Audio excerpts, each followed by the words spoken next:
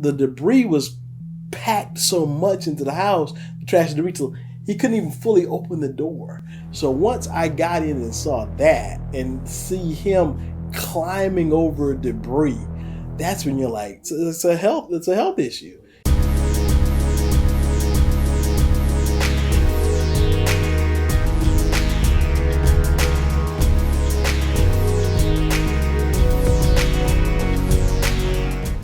My first initial true case here in the city of Austin involved a residential inspection.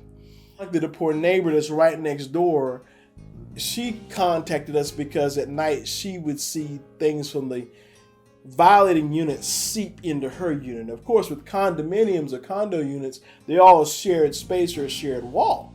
So the different things that she had going on next door were seeping into her respective residence too. And one day, the property owner, she's not there, but her significant other is there. So we're able to get inside. He allows me to come in. And the reason why the neighbor was calling so much kind of hit me, because the debris was packed so much into the house, the trash and debris, till he could only crack the door.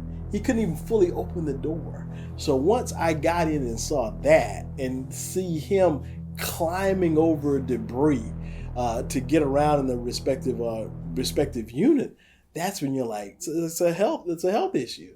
We went through the processes whereby we got an affidavit filed. We were able to get the ability for a warrant from the judge to get us inside the place. And also at the time, we do have someone there because since it's a hoarding case, someone from counseling services, because there's a mental issue involved, of course, with hoarding. And we call the property owner on the phone. They said, well, we're on our way. The property owner gets there. So when we finally get in there, that's when we get our gloves on, we have masks on. The trash is at the level of the door entry, about maybe 6-7 feet. And we start going through the property and we go upstairs. There's a room that the property owner has, and the room, it's like a sea of trash. And you can see where the areas where there's carved out where they will sit in the trash.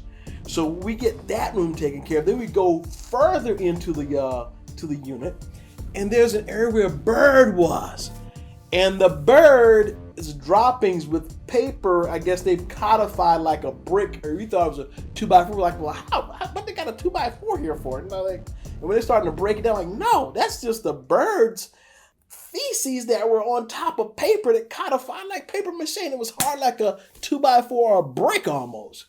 And oh man, we got further also into the kitchen area and other places within the unit. We noticed you could take a shovel and pick up shovels of rats. But at the end of the day, once we got the unit cleaned after that 4-day period, she was thankful for the work that we did. Because if we wouldn't have gotten in there, who knows how long this would have been kept going on.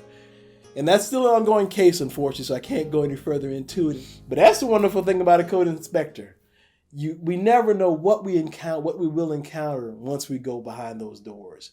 Hi, my name is James Adams, and this is my story as a code inspector.